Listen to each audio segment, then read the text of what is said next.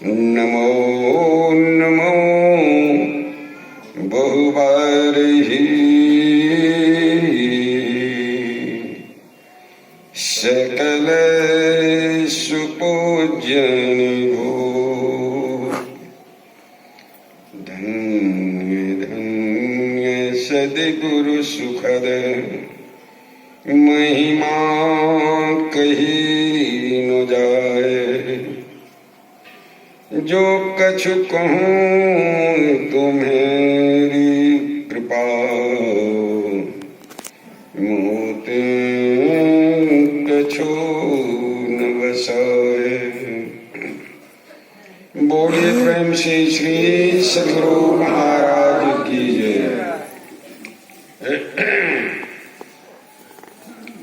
विश्व वंदनीय त्रैलोक पावन राज्य दे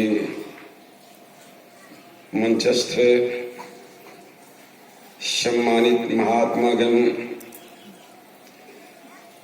साधना शिविर में आए हुए साधक वृंद एवं साध्वी माताओं एवं बहनों, हम लोगों का परम सौभाग्य है कि सत्संग और ध्यान में जुड़े हुए। सत्संग और ध्यान, इससे सारे मानवों का होगा परम कल्याण। अभी का जो प्रतिपाद्य विषय है,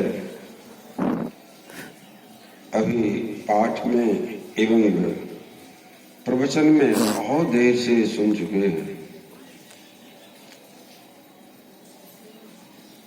ज्ञान और योग,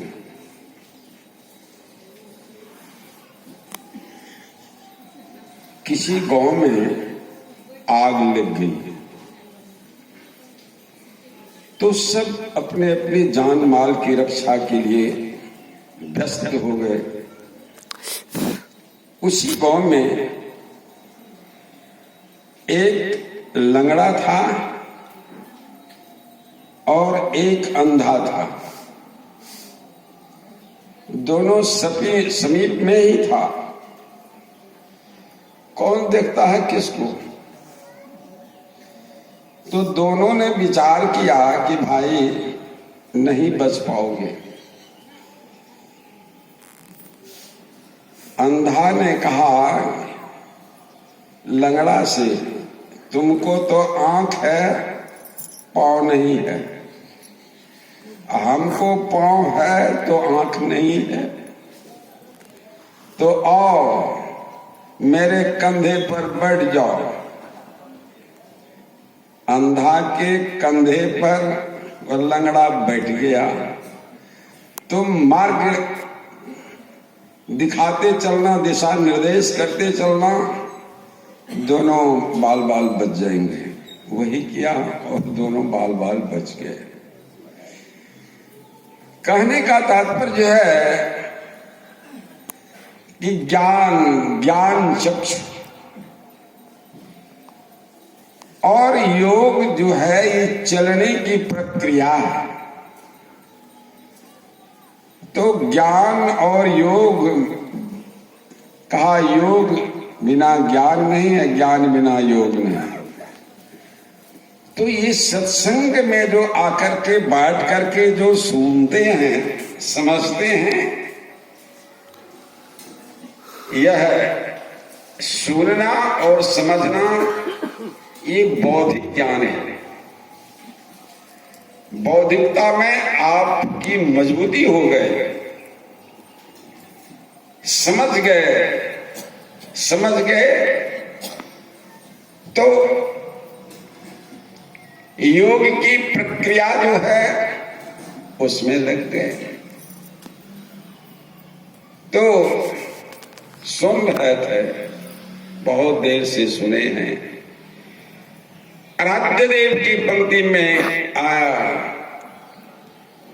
योग हृदय वृत्ति केंद्र बिंदु, सुख सिंधु की खिड़की अति न्यारी।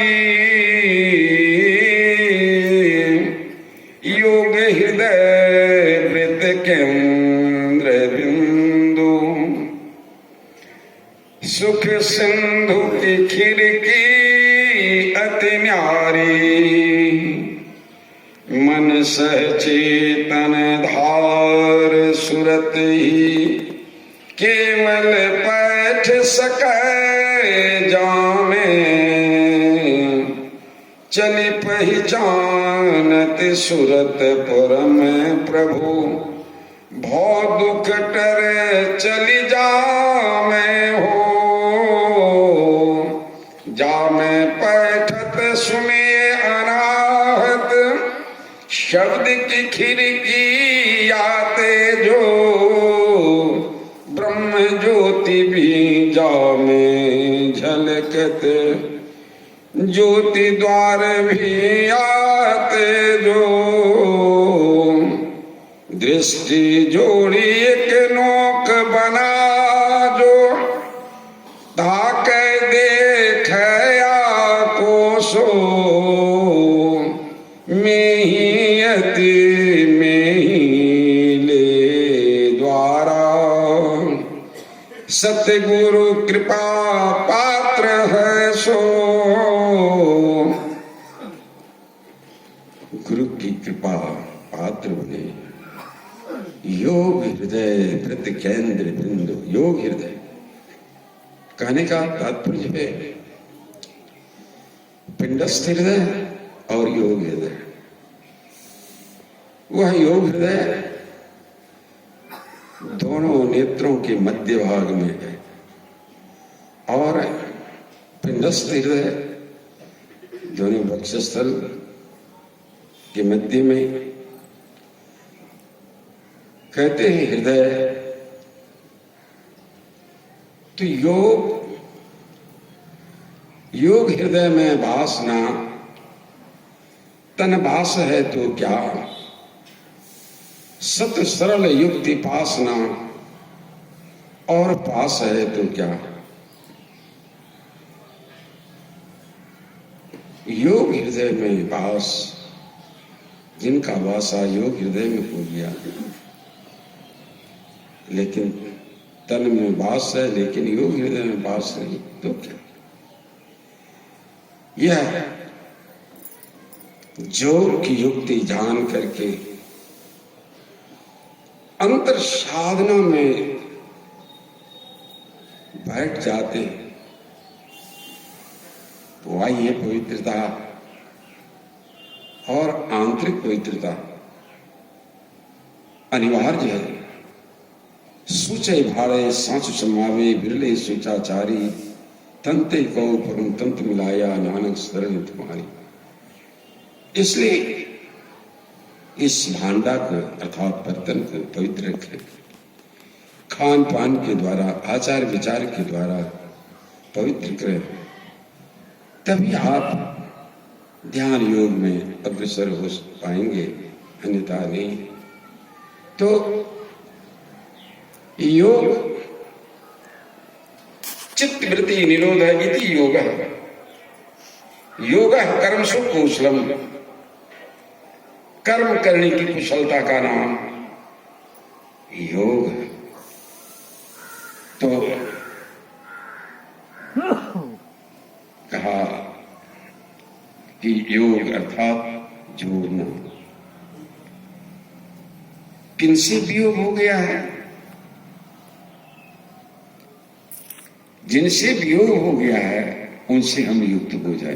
पर ब्रह्म परमात्मा से हम जीवात्मा बिछुड़ गए।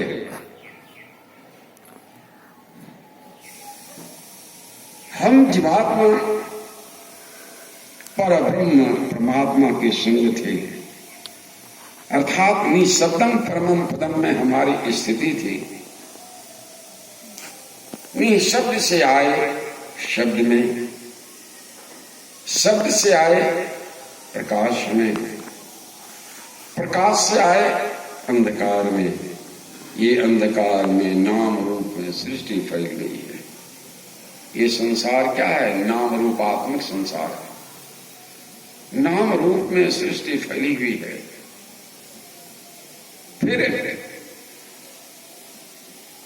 अब उलटना है। उलट पाछी लो पैरों पकड़ो, पसरा मना बटोर, कहे कबीर सुनो भाई साधु तब पहिरो निज ठोर। उलटने की क्रिया बतलाते हैं। अब एक नाम का जप, परमात्मा के बहुत से नाम हैं, उन अनेक नामों से एक नाम में परमात्मा के अनेक रूप हैं, अनेक रूपों में से एक रूप में ला दिए। चर अचर रूप हरि सर्वगत सर्वदा, बसत इति वासना धूप दीजय। चलने वाले और नहीं चलने वाले जितने रूप हैं सब परमात्मा के ही रूप हैं। तो कहा कितने नाम छूट गए, कितने रूप छूट गए। अब एक नाम का जप और एक रूप का ध्यान। श्रीमद् भागवत महापुराण में वर्णन है, मेरे श्रवण शरीर का ध्यान करो, फिर मेरे मुस्कान युक्त मुख का ध्यान करो, फिर शून्य ध्यान करो। शून्य ध्यान सबका मन माना, तुम बैठो आत्म स्थाना। शून्य गतं मनः ध्यानं, ध्यानं निर्विषयं मनः। इस स्थिति में जब आ गया, अब सिमट करके अंतर में सिमट करके अब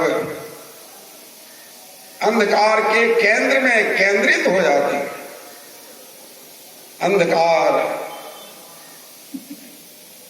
अज्ञानतिमिरान्धस्य ज्ञानाञ्जनं शलाकया चक्षुरुन्मीलितं येन तस्मै श्रीगुरुवे नमः। अज्ञान अंधकार में हम जी पड़े हुए हैं, हम ज्ञानालोक में प्रतिष्ठित हो जाए। यह सिमट करके अंधकार के केंद्र में केंद्रित होना है। बकरी पट पीऊ पीऊ कर अंधकार के केंद्र में आप केंद्रित हो जाए। ठीक दोनों दृष्टिधारों को मिलाकर मिलन स्थान पर मन को टिकाकर देखने से एक बिंदुता की प्राप्ति होती है। इसी को दृष्टि योग कहते हैं। दृष्टि योग अत ही करत कपनी सहज छुटे प्रोढ़ होवे सुरत। तिल दरवाजा टूटे नजर के जोर से, अरे हारे में ही लगे टकटकी जोर बार जल भोर से। इस तरह से साधक अपने अंदर में साधना में स्थित होकर के वह श्याम बिंदु को प्राप्त करेगा। श्याम कंज लीला गिरि सोई, तल परिमाण जान जन कोई। छिन छिन मन को तहां लगावे, एक पलक छूटन नहीं पावे। वह श्याम बिंदु ठीक वहीं पर स्थिर रहना है, वहीं पर श्वेत बिंदु और फिर ज्योतिर्मय बिंदु का उदय होता है। लोग कहते हैं कि फलाने जगह ज्योतिर्लिंग है, बाह्य संसार में कहीं भी ज्योतिर्लिंग नहीं है। वह ज्योतिर्मय लिंग अपने अंदर में, वह ज्योति इस साधकों को परिलक्षित होता है अपने अंदर में। तो वह ज्योतिर्मय बिंदु बिंदु में दहनाद बोले, रैन दिवस सुहावनम दास पलटू होई ऐसे सोई विष्णु स्वरूप में। इस तरह से सिमट करके आपकी ऊर्ध्वगति हो जाती है और क्रमशः शब्दातीत पद परम प्रभु परमात्मा यह जीव चला जाता है। जीव जीव नहीं रहता, वह पीव ही बन जाता है। कहा यथा नद्य संदमाने गच्छन्ति नाम रूपी विहाय। जिस तरह से निरंतर बहती हुई नदियां समुद्र में जाकर अस्त हो जाती है, ठीक वैसे ये जीव नाम रूप से युक्त होकर के एक में हो जाता है। एक समय की बात है, पूज्य भगीरथ बाबा गुरु महाराज से पूछते कि हजूर, जो जल समुद्र में चला जाता है वह भी तो वाष्पीभूत होकर के फिर तो बरसता है हजूर पृथ्वी पर। गुरु महाराज की कितने पायने दृष्टि। गुरु महाराज ने कहा कि जो जल प्रशांत महासागर में चला जाता है उसका वाष्पीभूत नहीं होता, उस पर चांद सूरज का कोई प्रभाव नहीं पड़ता, तो वह जीव वहां चला जाता है।